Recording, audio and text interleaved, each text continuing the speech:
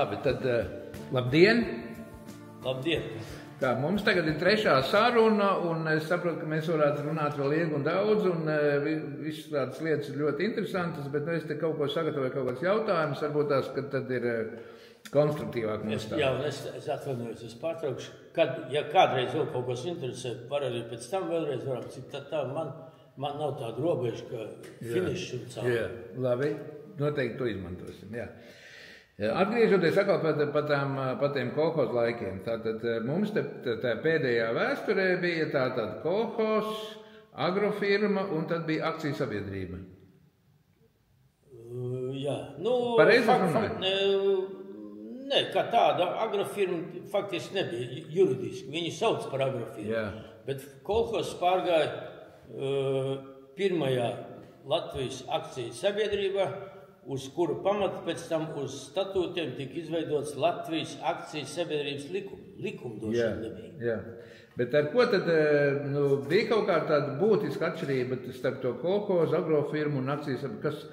Kas tur mainījās bez nosaukuma vēl kaut kas? Mainījās ar to, ka agrofirmā kolhozā pārvaldība bija priekšsēdētājs, 6 līdz 8 vietnieki. Jā. 6 līdz 8 vietnieki. Un es varu samelot, es neatceros vairāk, vai bija kaut kāda padoma, vai nebija nekas, bet akciju sabiedrībai un bija akciju sabiedrības valde, valdes priekšsēdētāji. Tie bija visi tie paši, kas bija arī kolhoz laikā. Jā, un padome. Oficiāli juridiskā padome ar akciju sabiedrības padomes priekšsēdētāju, kur bija kaut kādi 20 cilvēki, sēdēja pie tā galda, visi tam ir zālē, 2 rindas. Tad, Viņi bija augstāki pēc priekšsēdētāja, viņi apstiprināja arī priekšsēdētāju. Tas jau bija jau tajā pēc kolhoz laikā. Jau. Jā, un tad tur tā padoma arī būtībā nogāz galvu. Tad ir, piemēram, kad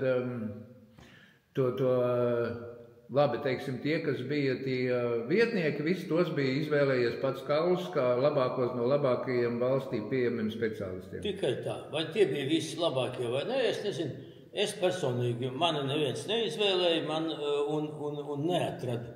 Es pats atradu šo vietu Jaunkulās, kur es atnācu kā ķīmītis par ekstraktiem, pat cik es salecos ar toreizējās rūpnīcas tagadējā Grindeks šefu, kurš nomainīja nomirušo direktoru. Direktori bija normāla sieviete,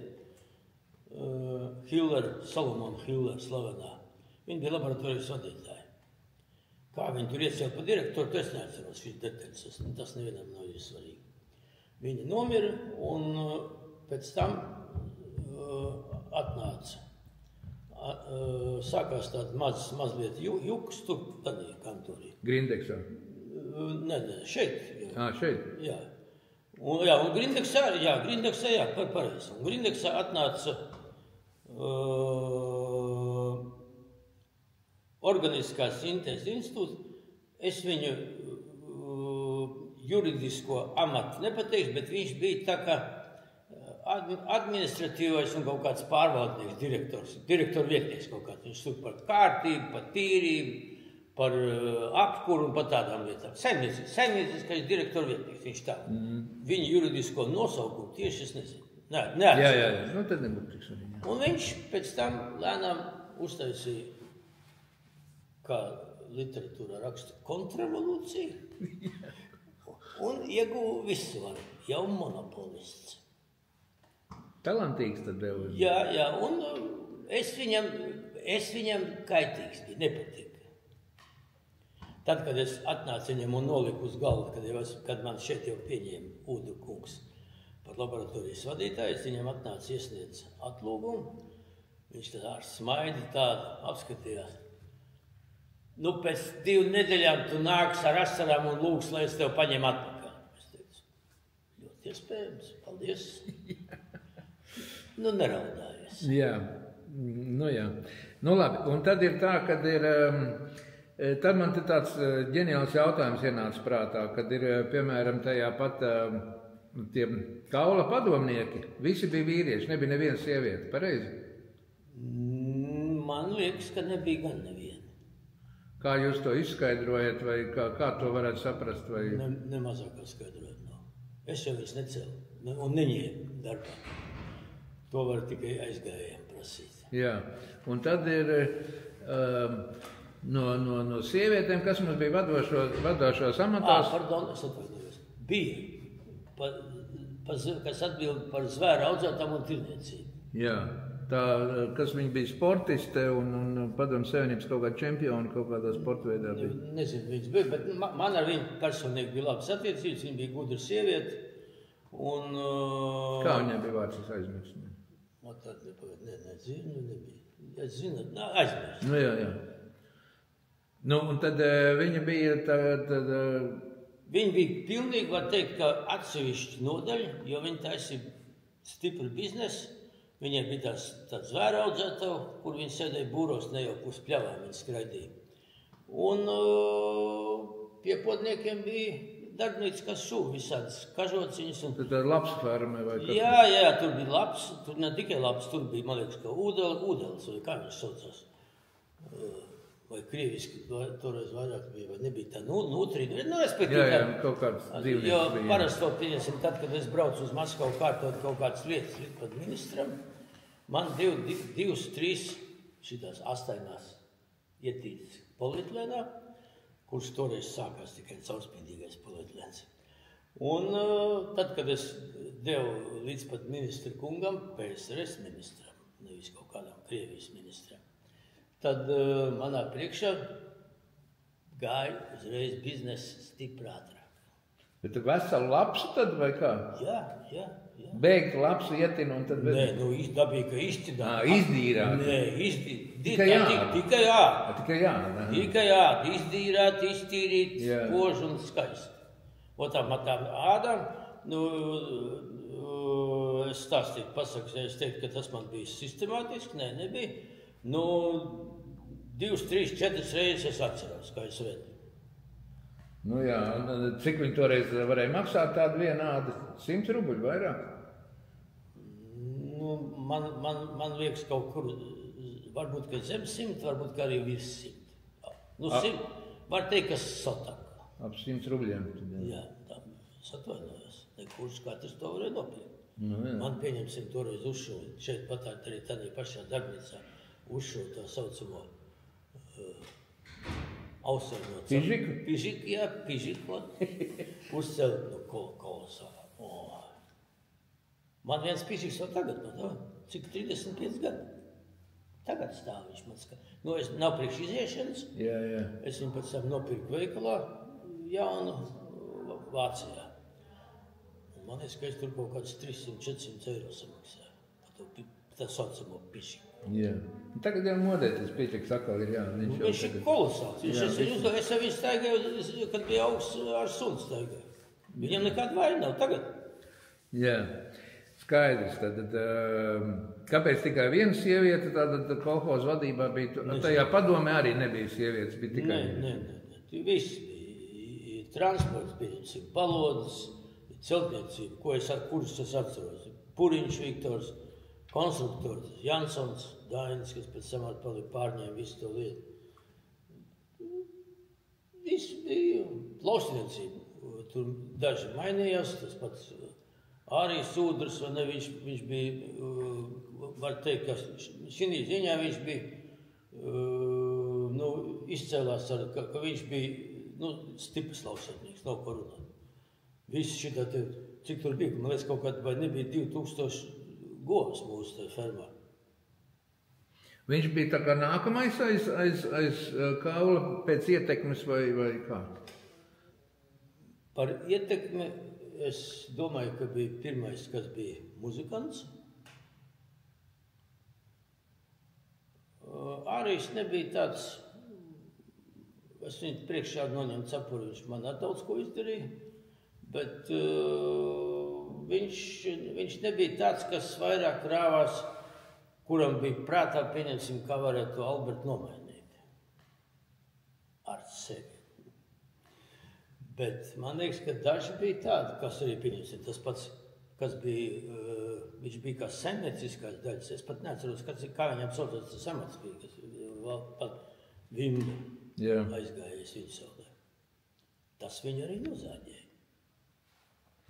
Un tas ir tagad, kā to varētu teikt, tas ir bija kaut kādi, personiski iemesli, vai tas bija kaut kādi tādi vienkārši ambīcijas kaut kādas? Viņam bija varas kā. Tur nebija doma, kā attīstīt firmu, pieņemsim. Visiem jau pietika, visiem jau bija gani tur. Šitā te. Un tam man ienāca tāds jautājums prātā, kad īstenībā, ja mēs tagad tā skatāmies un runājam, tad varētu teikt, ka kaula laikā, tas bija tad PSRS laikā, kauls jau bija jau tāds mazais ne mazais, diezgan liels kapitālists. Viņš jau bija kaut kāda kapitālisma, kaut kādas pazīmes tur jau bija. Rādītājs var kritizēt, šodien visvairāk nevis kritizēt, bet nolējāt dubļiem PSRS iekārt, ka tur bija visi šitie diktatori pie varas, kaut gan tur bija zināmā veidā tomēr demokrātija bija, kā viņi tik tanīs krēslos. Ne jau viņi ar ieročiem gāja Kremļiem. Tad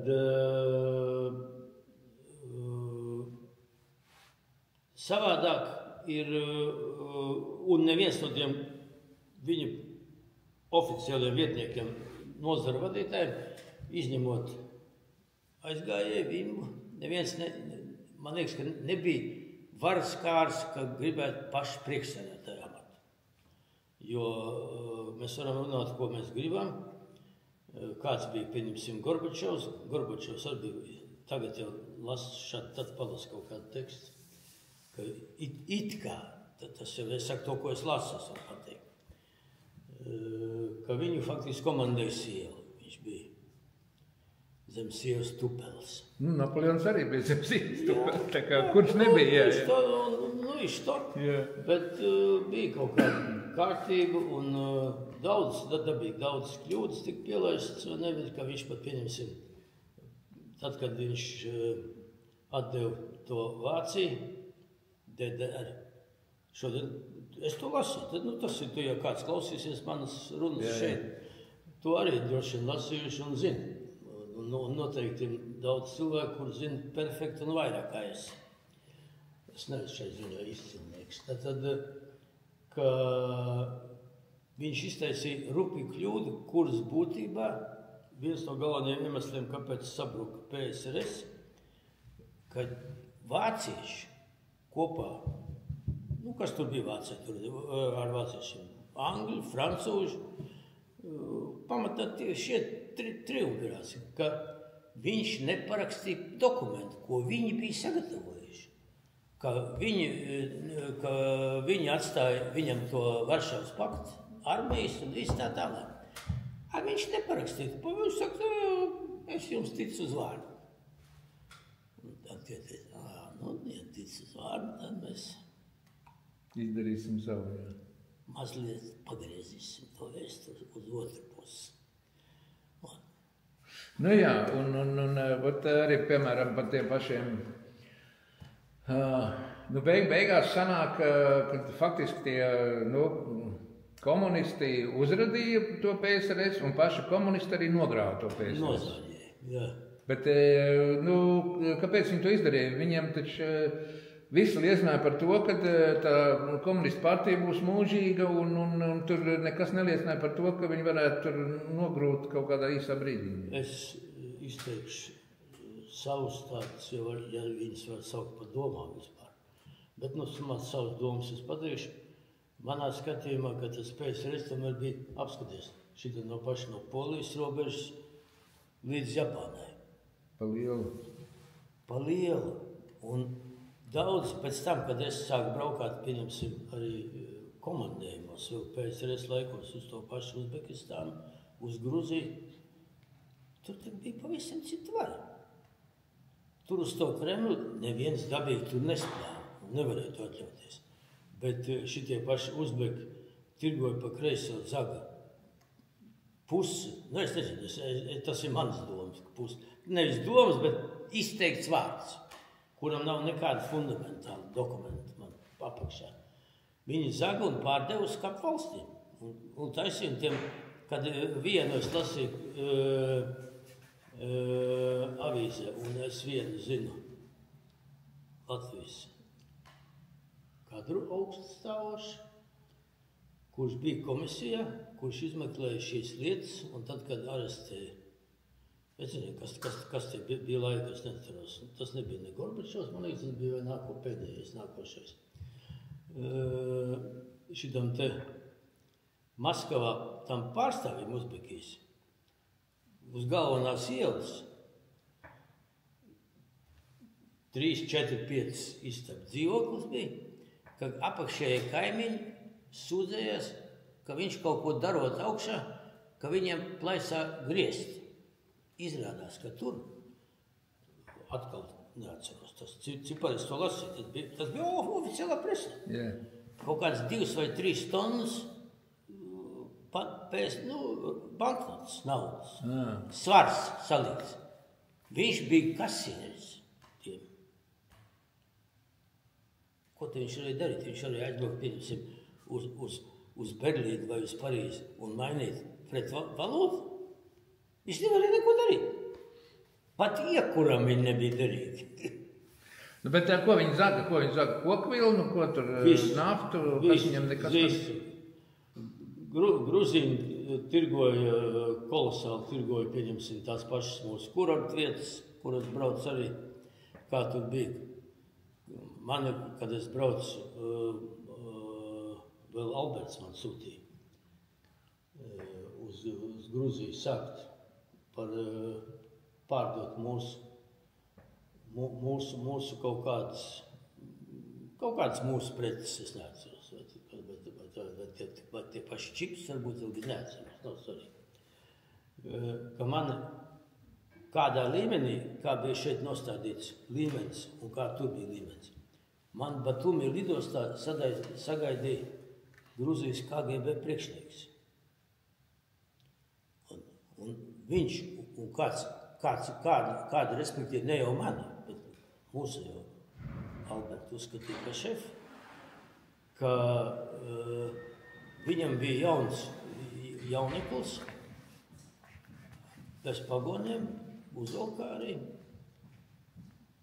Un viņš man atvainojās, pie lidmašīnas trapā sagaidīja.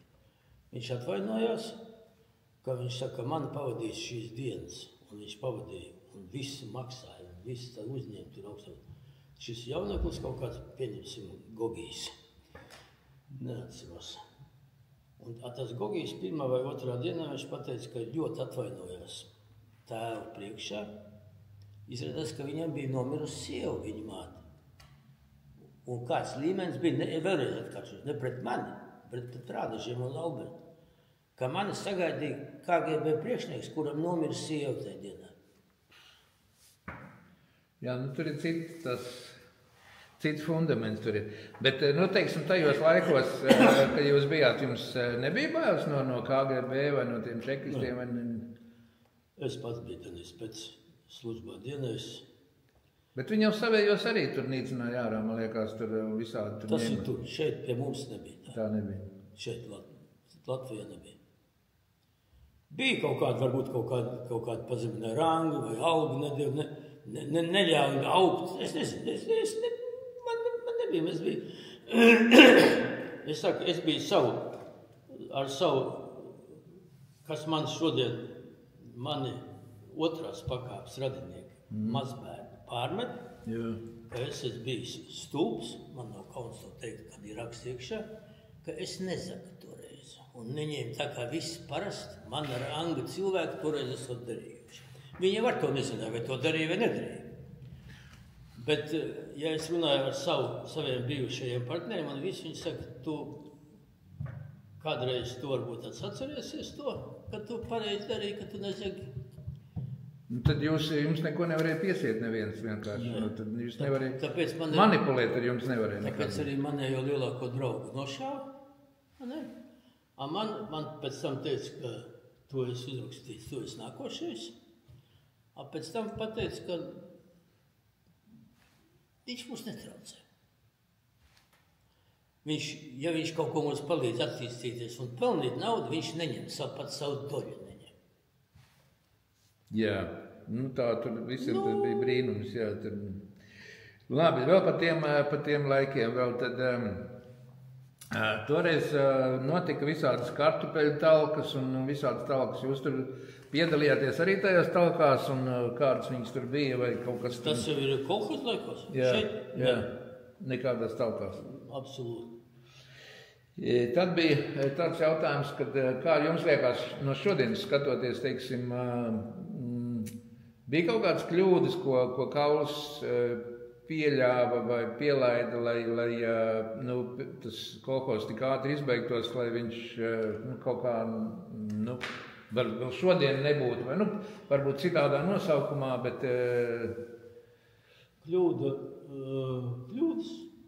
Kļūdas jau pielaida vairāk augšā nekā viņš. Kaut gan viņš arī bija, var teikt, ka gandrīz pašā augšā viņš bija. Jo lielākā kļūda bija tai pašā akciju sabiedrīgā, kad par akcijām daudz savāca naudu un pirka no parastiem akcionāriem, kuram toreiz 50, 100 vai 200 rubļi bija briesmīga nauda, ko viņam deva? Stāvot kaut kādā 10, 20 akcijas, ne jau seifā nebija mājās, kuram tad bija seifs, skapī, veļas skapī stāvēt. Viņas deva gadā kaut kādas 50 rubļus peļņu. Maksāja dividendus maksāja. Tas, kas nopirka 5 vai 10 tūkstoši, to, ko pieņemsim Dīmas kungs izdarīja. Tas varēja sagrābt, sākot ar to, ka viena nozare, un pēc tam visu firmu. Tā kā tur nekādas sevišķās izaugsmas tādā, kā sēnes aug, tikai tāpēc, ka lietas ārā aug sēne, šitā jau neviens neaug. Aug tam, kuram bija galva, ar zinām nosliec, augt, neraugoties uz izdevumiem un godīgumu. Jā. Piemēram, tā, ka bija tā Baltija banka, es atceros, ka Ādažos bija arī, un kad visi tur steidzās likt naudu iekšā, un es arī biju viens no tiem, kas ielika, bet es sapratu, ka tas ilgi nebūs, un ātri izņēmu, jā. Pirmkārt, mūsu grāmatvedis, kuras cienīju un cienu joprojām, lai viņš ir aizgājējis, un viņu kundzi aizciena kā skolotāju un kā cilvēku, Deniškāns. Viņš bija kļuva bankas Baltija direktora Ādažos sēdē. Jā. Podniekos. Nē, to muižā sēdē. Banka Baltija, un tur arī nošāva. Badovs priekšsēdē, tas ir mans labākais draugs. Ādažos nošāva? Nē, Rīgā. Rīgā. Viņš bija priekšsēdējs, tāpēc viņš man saved. Un man pirmajam bija, es jau kādreiz teicu, man iedeva zelta kredītkārti, kur nestrādāja. Tā bija kā suvenīrs. Man palūdz uz banku, un es aizmirsu, kā tam bankas de jure valdes priekšsēdētāju, kā viņš šodien, vai viņš bija direktors vai kas, nav svarīgi. Kurš sēdēja, banka Baltija centrs Rīgā, no ielā bija, kā viņš tagad sauc, nezinu. Es pie viņa. Man teica, kaut kas man bija jādara, jāparaksta kaut kādu papīru jāizsaka par Ādažiem. Un es iegāju kabinets, tas bija tāds tā kā pusi šī zāle, viens pats viņš sēdēja tur. Ko vajag? Kaut kādā rupjā balsī augstā tonī. Kaut kāds peški ieradies no Ādažiem. Es saku, ne. Varbūt, ka rītā atbrauc vai parīt. Es šai ziņā atvainojos, lai ziniet, ka es mazliet meloju. Tāpēc, ka es izliekos, ka es atceros perfekti. Es neatceros perfekti. Bet, respektīvi, viņš man pasūtīja. Bekot. Tai brīdī atverās viņa kabineta durvis un ienāk padomas priekšsēdētājs, mans draugs. Viņš saka, Saši, šodien stakoju. Šodien preskoju. Viņš pieliec kājās. Galvu lejā, es saku, to vajag ierakstīt video. Kādu es viņu redzēju. Viņš pārgāja uz krievu valodu, nosauc man Aleksandrs Borisovич. Jo tas runāja ar mani krieviski. Yeah. Viņš teica, zapomņi, это за второй человек здесь. Вот tādas bija tur attiecības. Un tas, ka Banka Baltija, ko viņi tur piedarīja, pat cik es galīgi tur nepiedalījos, nekādās, ne sanāksmēs, ne juridiskās. Pēc tam, kad viņu noraidīja, manu draugu, man bija uzaicināti, ja es biju Vācijā, man zvana no rīta. Tāda lieta, tev sročni jāierodās. Bija visi ģimenes sanākšana, sēdēja, 6-7 cilvēki. Un viņi saka, es runāšu latviski, bet bija dabīgi krieviski. Tu esi izbīdīts par priekšsēdētāju. Un viņš saka, un par īstu priekšsēdētāju, nevis uz papīra. Bankā? Jā. Es teicu, cienījamie kungi, man ir ādažos liels darbs. Jā. Un es no šīm lietām neko nesaprotu, izņemot to, ka man kaut kur jāiet saņemt naudu, vai ar karti maksāt. Saruna bija 10-15 minūtes. Viņa teica, мы тебя уважаем, спасибо. Мы найдем. Jā, tas bija to šodien.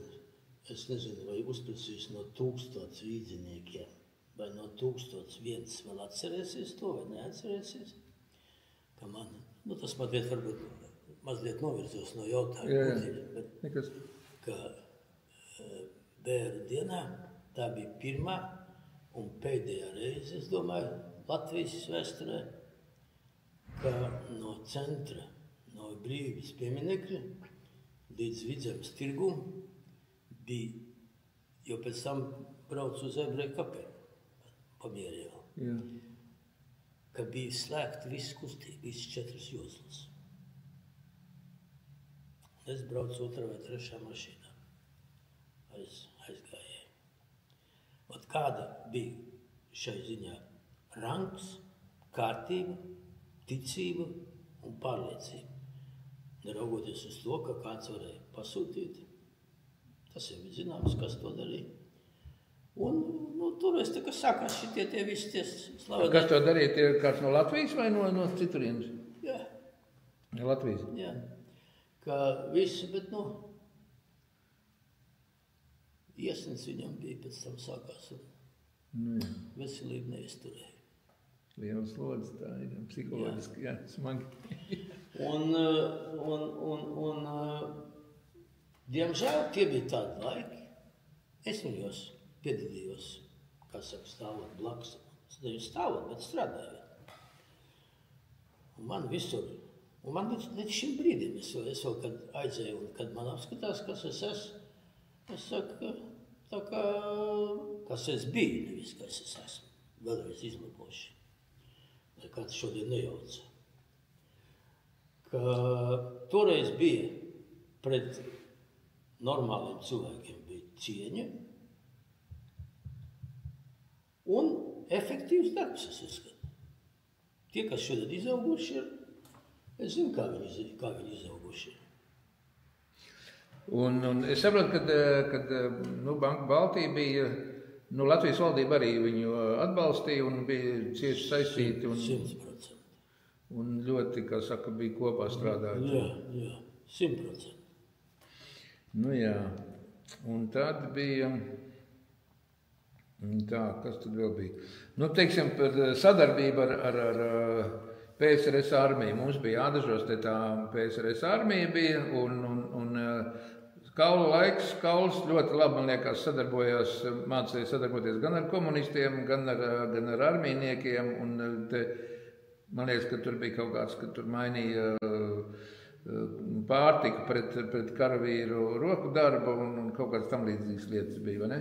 Es tikai varu pateikt, ka es to dzirdēju, es absolūti šīs lietas nepārvaldu un nepiedalījos, izņemot to, ka kādreiz man vajadzēja kaut ko atceros pa midlē, kaut ko vajadzēja kaut ko atvest, aizvest, kaut ko uzcelt, ne jau māju celt, kaut kādu grāvu rakt vai ko, tad atbrauc 1 vai 2 fūras ar puikām un ar lāpstu, un viņi raka lāpstu, ne jau buldozeri.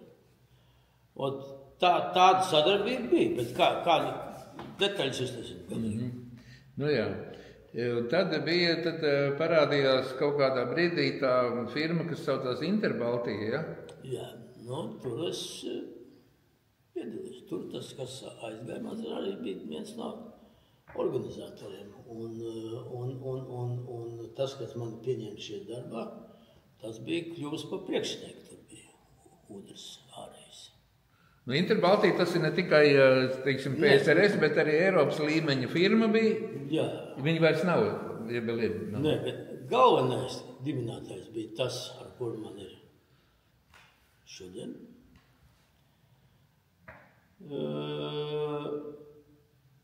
Vīnē bija centrs Austrijā.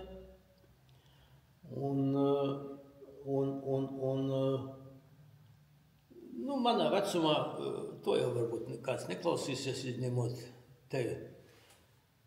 Vēlēšanās ir manā vecumā ir tā viena no attīstītākām nozarēm.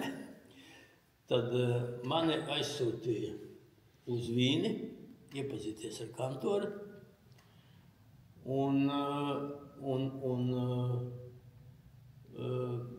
Bija, man liekas, ka pat tā nebija jau Latvijas šitā te lidmašīna. Dot iespēju. Man nopirka biļeti, man iedeva, man jau nebija jāpirka biļetes. Un es iesēdos lidmašīnā, vēl vīzi bija jātaisa, Austrijas. Es kā pa trepēm lejā stāv 2 tādi 1,92 metri gari skapīši, melnos uzvalkos, melnās brillēs. Un skatās, kas pa trepēm kāp lejā. Ne jau bija šitie piesūceļi, nebija. Un jautā, kurā valodā. Es neatceros, vai tā bija vācu, kā austriešiem, vai tā bija krievu. Vai jūs gadījumā nesat Aleksandrs Sidrovs? Es domāju, tā, laikam jāliek rokas uz priekšu. Tur ir klikšķi. Man aizvedīs, kur jums bagāža? Es saku, bagāžu, kvīts bagāžu. Viņi saka, mēs jūs pavadīsim, aizved uz slēgt istabu pie restorāna. Uzklāja kaut kādas man tur bulciņas vai pierādzies vai lašmais, neatceru kafiju. Mēs jums izņemsim bagāžu, lai jums nav jāstāv. Aizvedīsim uz 5-zvaigžņu hotelu. Un pulksten 6 vakarā viņš lūdz atvainoties, ka mūsu pirmā šefs Interbaltija jūs gaida vizītē. Viņš atvainojas, ka 6 vakarā. Es saku, paldies. 6 man atbrauc pakaļ, viņš sēž galda galā, tāda liela istaba atkal. Sekretāris pazina, tā bija arī šeit strādāja, Mādažos. Viņš man atvainojas, viņš saka, tu zini, man 2 vai 3 stundas man zobu implants lika. Es saku, es ar tevi daudz nerunāšu. Tu man piedod šodien. Tas bija 6 vakarā. Man ar viņu kāda bija mūsu savstarpēja cieņa. Šī nedaudz īsā saruna notika līdz 10 vakarā. Un pie kam pa starp kaut kur 7-8 atverās durvis. Ienāk viens tāds kungs uzvalkā un vienkārši jautā uz viņu ar jūs. Man ir, pieņemsim, 7 vizīti. Viņš saka, izēja ārā uz tuviņam. Tu redzi, ka es esmu aizņemts. Rītā PSRS ministrs. Izrādās, ka viņš ir. Man pēc tam sekretāri tā pateica. PSRS ministrs met pa durvīm ārā. Tāpēc, ka Sidrovs tā persona pēdiņās. Tā kā tāds bija, un viņi strādāja efektīvi. Es savedu saviem vāciešiem, sapazīstināju ļoti labi efektīvi strādāju. Darbs norita efektīvi līdz kaut kuram brīdim, kad atkal notika, bet par cik es tur iekšā nebiju, es tikai piedalījos blakus, tad es savedu savus vāciešus, es strādāju šajā jomā, kas bija mums, sākās ar naftas produktiem. Man pat bija Londonā, man uzaicināja uz Eiropas naftinieku gada sapulci. Par cik es mēnesī caur mani gāja, nu ne jau caur mani nebija, gāja līdz $10 miljonu, kur atkal es nesaku. Jo viss atbrauca, saka, viens Dienvidslāvs, to varbūt es jau biju teicis tevi, bet to, vat ir tī brīži, es saku, man, kuras es atceros, kā video ierakstu. Viņu stādīja, mani stādīja viņam priekšā, viens no toreizējās vēl Dienvidslāvijas, kad viņi dalījās, lielākiem šitiem zēniem. Viņš saka, es pa jums esmu dzirdējis, jums kaut kāda Madeirā vai kur kaut kādās salās villītes. Nē, man tās salas nepatīk, man ir citās salās. Tas ir saprotams. Es jums detaļas neprasīšu. Baltogrā. Jā. Marupīts krastā. Nu jā, tas tā baigi nopietni. Bet kā tas ir, kad, piemēram, tas PSRS beidzās Ādažu kolhozs, beidzās Interbaltija, beidzās Baltijas banka, beidzās it kā, tādi spēcīgi ļoti, sākumi un tādi baigi atvēzieni un tomēr beidzās. Kas tas ir? Es pateikšu tā, ka tur izveidojās tādīs perversajos maiņu laikos, kur būtībā maiņas taisīja ne idioti un ne stulbeņi nekādā gadījumā. Gudri cilvēki, bet ar zināmām varas un naudas mīlestību. Viņu starpā notika cīņa, tai skaitā, kuru cīņas laikā ir aizgājuši arī daudz. Un pie kam pieņemsim ne tikai ar to, ka ir zināmā jau cik gadsimti ir šaujamieroči, bet arī ar kaut ko iepilinot kafijā. Tā kā viņi aizgāja, to neviens nezina. Es pieņemsim, pat šo to es dzirdēšu. Bet dzirdēšana jau nav. Dzirdēšana ir tāds pašs baumas, kā es šeit stāstu. Varbūt kāds teiks, tas atkal tu mīl palielīties un pļukstēt. Bet cīņa šo grupējumu starpā, tie grupējumi ar viens palika šaurāk, viņi apgriezis spārnus, viņiem ļoti gudri cilvēki. Viņi no sākuma, no lieliem, kā tāpat Interbaltija, tad bija štart viens, cik bija un cik valstīs bija pārstāvniecība. Saruku, kamēr izcis. Un viens no viņiem pieņemsim nomira Krievijā. Es zinu, kur man aicināja uz bērēm vēl. Nelaimes gadījums bija.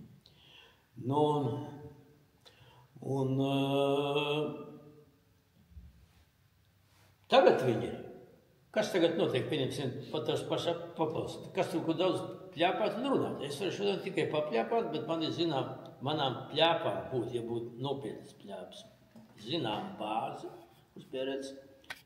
Šodien, 7. jūnijā, pieņemsim pašvaldību vēlēšanās.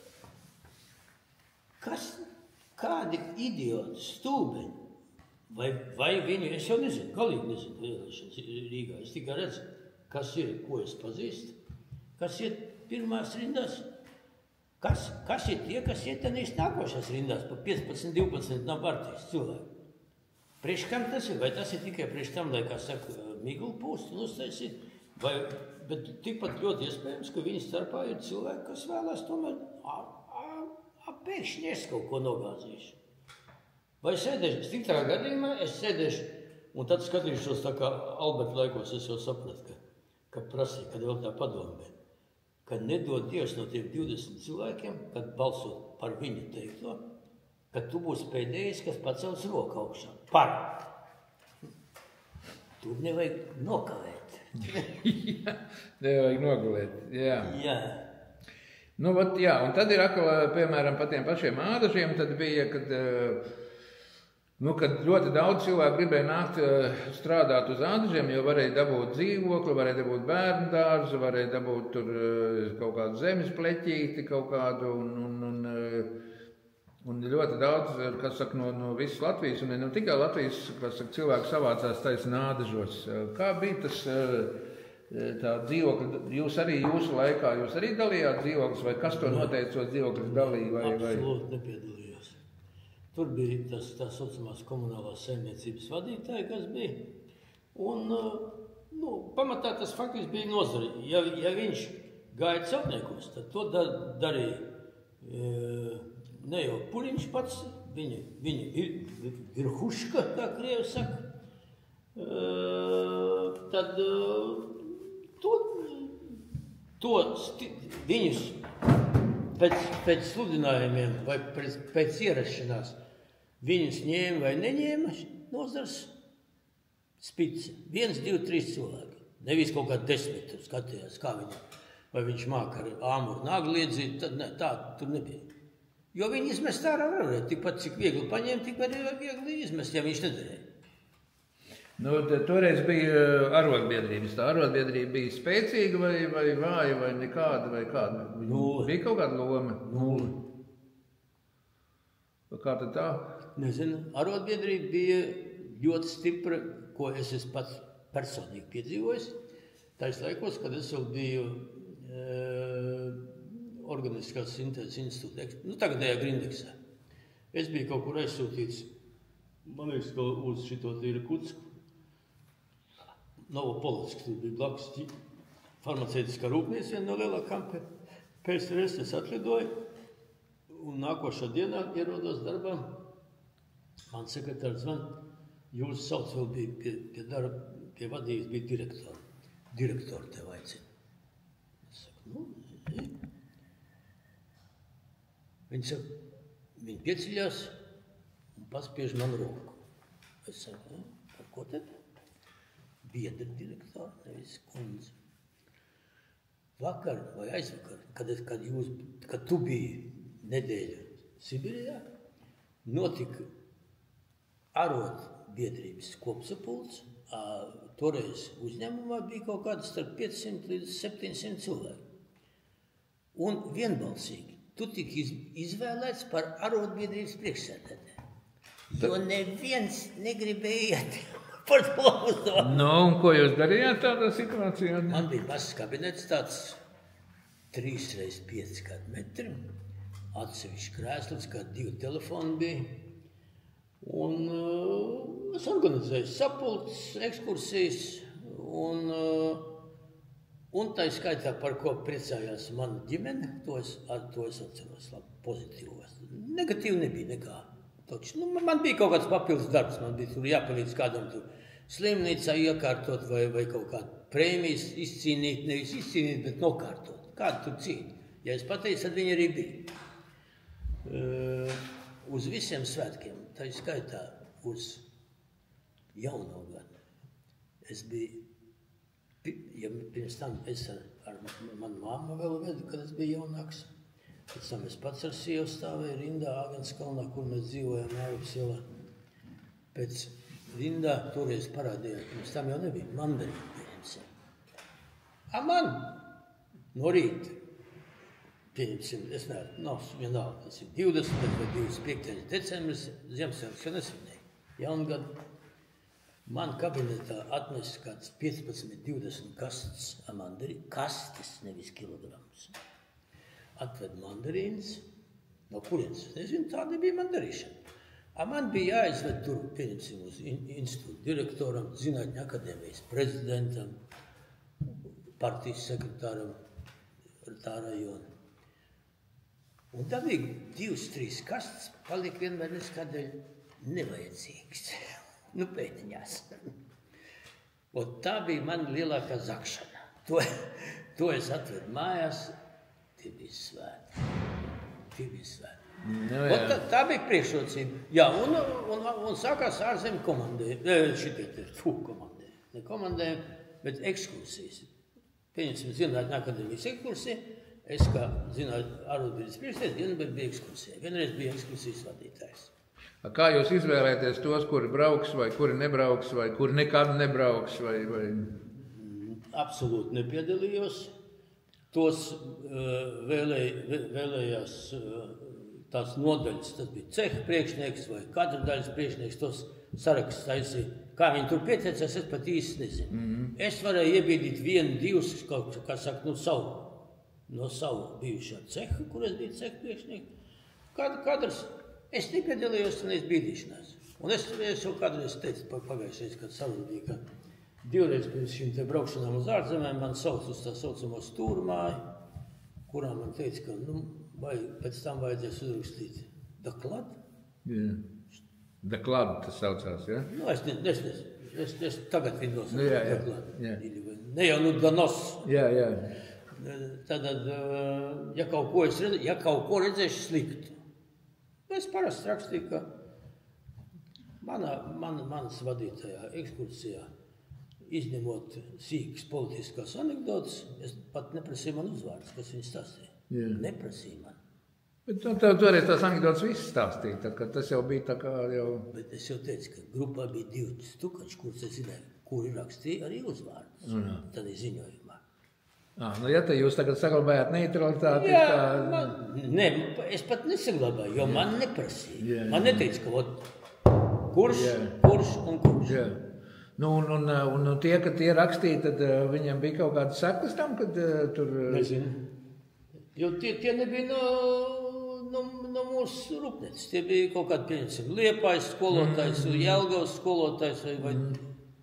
Un tad ir tāds jautājums arī, par tiem ādas laikiem, tad, piemēram, kā ādažu, teiksim, vadība sadzīvoja ar Rīgas vadību, kādu sadzīvoja ar, vai, piemēram, kaut kādiem tur citiem novadiem vai kaut kādiem... Bija kaut kāda ietekme no Rīgas, kaut kāda... Nebija absolūti nekāda kontakta. Norādījuma. Nebija vienīgais tad, kad es dabūju vācieti pa saviem kontaktiem un uzcēlu pirmo Baltijā. Es jau biju teicis arī meža dzīvnieku gaļas pārstrādes uzņēmumu, ko man bija ādaša kovera, kur jau tagad man ir nosaukums šai firmai. Tad braukājot 10 vai 11 vai liekas 11 bija šīs tā saucamās savāktuvas, ko man no Vācijas atver 10 tonnīgās augstumiekārtas konteineri ar augstumu mašīnām. Tad man iznāca tikties šur tur, nevis visur, bija tie, kuri augstākā līmeņa vadītāji, tas vispār neinteresēja, izņemot to medījumu, šitot, arī pat nezinu, kā viņi tagad saucās, kā viņu tad sauc, tas bija Latvijas meža saimniecības vadītājs vai ministrs, kas viņš bija, tas bija ļoti zolīts toreiz kungs. Viņš man deva kontakts, ar ko kontaktēties šīs rajonās. Tas bija viss, citi mūs absolūti neinteresēja. Un tad ir, piemēram, vai ir kaut kāds jautājums, ko es neesmu pajautājis, bet kas būtu ļoti svarīgi, ko, teiksim, būtu, teiksim, nākotnes skatītājiem svarīgi zināt, vai kaut ko es... Es domāju, ka mēs esam pietiekoši runājuši un aprunājuši, un ja pēc tam, pēc šīm tikšanām un šīm sarunām, līdz ar filmēšanu, vai kādam radīsies kādi jautājumi un kādi interesi, tad mēs varam savākt pat, kā saka, nevis šo zālīti. Konference. Jā, kaut kāds 5, 3 vai 10 cilvēks. Mēs varētu parunāt vairāk, kas interesē. Es domāju, ka interesanti varētu būt, vai tas var būt, to es nezinu. Šīs dienas kaut kādiem darbiniekiem, kas grib kaut ko darīt, kaut ko attīstīt. Man pieredze ir, es atvainojos, pietiekoši liela. Bija pietiekoši liela, es palabošos vienmēr. Vai šodienas attīstībā un šodienas šī te Latvijas esamībā, un būtībā es daudziem saku, jūs, kad kaut ko sāk darīt un kaut ko prasa, ko darīt, Es saku, jūs vienmēr atcerieties vienu lietu, ko šodien, man liekas, ka Latvijā, ja no 1000, nevis no 100 uzprasīs, 10, 20, 50, zem 100 cilvēku, viņi nesaprot, ka Latvija ir kara stāvoklī. Viņi domā, ka tie tur karo, šauj, bumbas pie vienas vietas.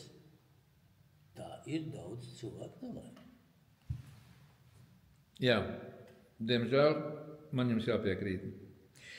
Piemēram, runājot par tiem pašiem ādažiem šodien, piemēram, kādas jūs redzat perspektīvas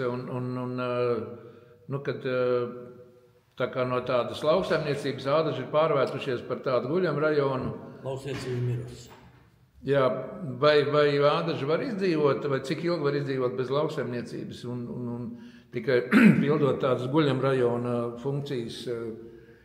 Es domāju, ka tā bija liela kļūda. Manā skatījumā, vai tas ir pareizi, es nevaru pateikt, ka šo guļam rajonu vajadzēja attīstīt, kā bija padomju laikos. Tāpat tās, pieņemsim, tur braucot ārā no Rīgas, uz vienu pusi, uz Babītu, uz Daugavpilu, tā saucamie dārziņi, ir tie rajoni, padomju laikos, kā tomēr burkāns, kartupeļus un kāpostiņus varēja nopirkt gan veikalā, gan tirgu. Es nerunāšu par to. No vienas puses tas bija tā kā it kā pervers, bet no otras puses cilvēks, ja pieņemsim, man šodien pateikt tā, ka mēs tev finansējam kaut kādu Rīgas firmu, pieņemsim. Pavisam idiotiski piemēru. Bijušais lielais slavenais vefs, es strādāju šodien vefā, kurš ir miris. Un man pateikt, Aleksandr, mēs tev dodam 1200 vai 2000 kvadrātmetru zemi, tu vari uzcelt tur ar mūsu palīdzību un atbalstu, nevis dāvinājumu. Sev māju pārvākties no kaut kāda 300 dzīvokļu Ilģu ciemā. Un, ja tev vajag, tur būs atļauts saskaņots ar vietējo ādašu pašvaldību, ka tu varēsi tur uzrakt zemīti, 400 kvadrātmetrs, nevis 4000. Un audzēt sev, ko tev vajag, dillīts, ko tu uzskat pa vajadzīgu. Un pieņemsim, es šodien pie saviem 2700 kvadrātmetriem pēc mājas svētkiem, mēs jau cik gadus, es esmu 15, 20, mums aug šur tur ķiplociņi, sīpoliņi aug jau dabīgā kārtā pavairojās tagad. Sākām ar to, ka mēs audzējām tomātus paši, pēc tam es uzskatīju, kas ir par idiots. Tagad es nopirku par €90 kolosālākie spāņu tomāti. Šī te maksimā. Kolosāli, stingri, ar zariņiem un viss. Priekš kā mēs viņu audzēšu? Viņš man maksās 5 vai 10 iznāks, plus mans darbs. Bet mēs audzējām, un mēs audzēsim, pieņemsim, man šausmīgi patīk kabači. Viņi ir lieliski. Es kā piemērs, kādu viņu un kā mēs viņu cepam, tas ir, ne jau es reklamēju savu recepti, tā nav man recepti. Man ir 40 gadu draudzība ar lielajiem, vienu no lielākajiem rožu audzētājiem Rīgā un tirgotājiem, un viņi kļuvuši, tāpēc, ka viņiem, man liekas, ka es, kā es saku, aizgājis crazy prāts, no bērnu puses, par vegāniem. Vienreiz atbraukus uz manu vārdienu, apsveikt man uz Aleksandriem, un es uztaisīju pēc savas receptes kabačikas uzcepu. Šajā tādā macina, ko tu man šito sūdi? Tu man cūgaļas karbonādu piedāvā, kur es neēdu. Es saku, cienītā. Pat šitā? Paklauvē pie galva. Viņi sajauc, ka tā ir cūgaļas karbonāda. Nekāda cūgaļas garšviela nebija, nekas nebija, viss. Mēs cepam viņus. Mums šitie kabački ir kā delikates. Viņi fantastiski, viņi veselīgi. Es ar viņiem netirgošu, es netaisu reklāmu. Tā kā es uzskatu, ka ir ko cilvēks var audzēt, tikpat labi viņš varbūt savā piemājas zemē var vienkārši puķis audzēt. Vai 1, 2, 3 ābēts. Nevis tā kā man viens kaimiņš tagad nopirka netālu no manas zemes gabalu un sastādīja. Es saku, sievai apskaties. Viņa saka arī, jā, tam ir prāts aizgājis greizi. Viņš sastādījis mazās ābeles 2 metru attālumā viena no otras. Viņš saka, neaudzēs to kā tirgošanai tās ābeļu kociņas. Viņam pēc 3 gadiem viņa sajiet zariem kopā. 6 metri jābūt starpā. Tas ir likums. Jā. Skaidrs. Tātad turpmākā perspektīva Ādažos vajadzētu, jūsuprāt, likt akcentus uz tādu privātu dārzniecību, lauksaimniecību privātu. Var būt, ka var kaut kur tomēr uztaisīt. Es nezinu, es saku, šādu pārvaldu es netirgoju un neatbalstu, negrauju. Neatbalstu lauksaimniecības preču tirgu. Es domāju, ka varbūt, ka tomēr vajadzētu, pieņemsim, kas visu gadu strādā. Kaut kāda siltumnīca kompleksa. Tāds, pieņemsim, kartfeļu lauks. Mūsu bijušais padoms priekšsēdētājs un mans tiešām ģimenes draugs. Viņa dēls bija šitās Vass un mums bija Eversts. Ziniet? Zinu. Un kas tad viņam bija? Izputēja visu viņa kartfeļu audzētavu. Viņa līderis, par ko tad runāsim par pārējiem? Bet kaut kā, man liekas, ka kas saka, Dievs pasarg, kad, piemēram, no Spānijas vairs neatnāk tas kartupelis, un mēs pēkšņi izrādāmies, ka vairs nemākam iestādīt kartupeli, tikai ēst mākam, tad... Pareizi pateici par to, ka var šitas karas stāvokļos un robežu kontroli. Var uzlikt veto. Pieņemsim, kas tagad Anglijā notiek. Es vakar lasu šito telefonā ziņas. Es lasu. Avijas nepērnu. Ka Vācijā, tad Anglijā, 6000 mārciņas sots, ja mēģinās ievest Anglijā sieru vai gaļu. Pareizi. Aizstāv savu ražotāju, savu tirgu un nauda paliek valstī. Kādu garantija, ka pieņemsim Leiš pateiks tā, ka caur Lietuvu kartfeļu vešana 1000 eiro sots. Jā. Saskatīsies no Trumpa visādas idejas. Jā. No Trumps. Labi, tad, piemēram, ko jūs varētu novēlēt vai ieteikt vai kaut kā teikt tiem cilvēkiem, kas skatīsies šo sarunu pēc 10, 20, 35 gadiem, kas ir ādažnieki vai būs ādažnieki vai...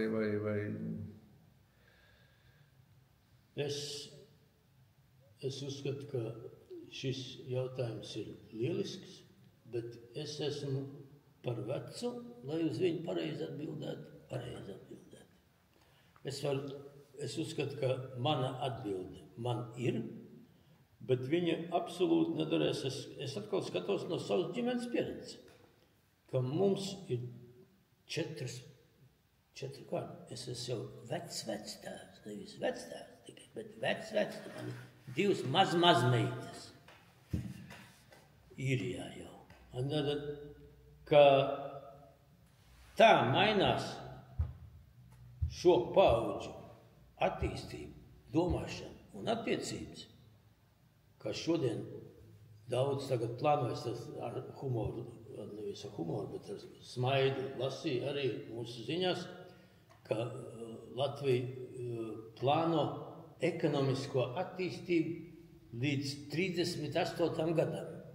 Es domāju, idioti, jūs pasakiet līdz 27. Kas nebūtu?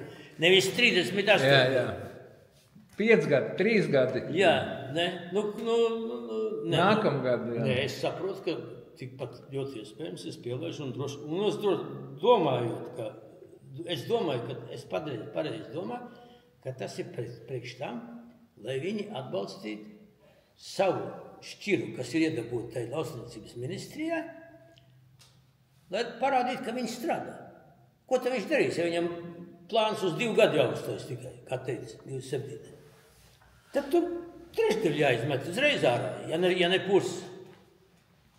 Bet kāds ir risinājums? It kā visi to saprot, visi par to runā, visiem ir skaidrs, ka tur kaut kas ir jāmaina, bet nekas nemainās, un cilvēki neko negrib mainīt, vai viena grib mainīt, viena negrib mainīt,